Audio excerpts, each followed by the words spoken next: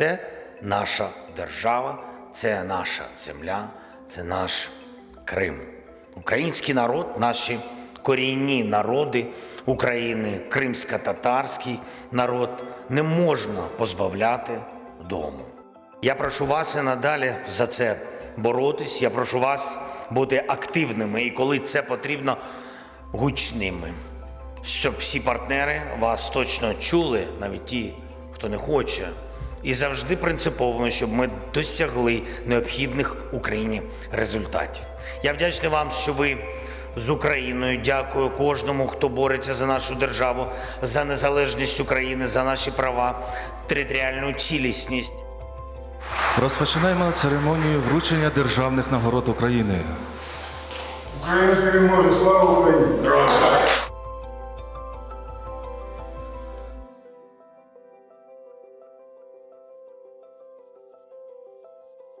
Я навіть не можу описати свої відчуття. З одного боку шана, з іншого боку відповідальність та тягар.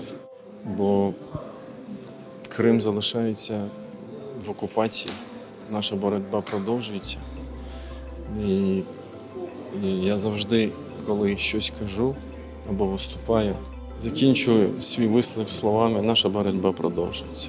Тому я відчуваю це ще одним прапорцем, знаменем для продовження цієї боротьби. Я 12 років викладаю кримсько-татарську мову в університеті Шевченка.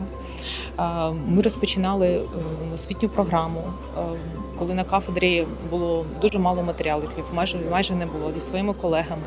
Але на сьогодні ми вже випустили приблизно 50 людей, фахівців з кримсько-татарської мови. І тому ця нагорода, вона не лише моя, вона всієї нашої кафедри, всієї нашої команди людей, моїх колег, які кожного дня заходили в аудиторію, готували матеріали так само, як і я.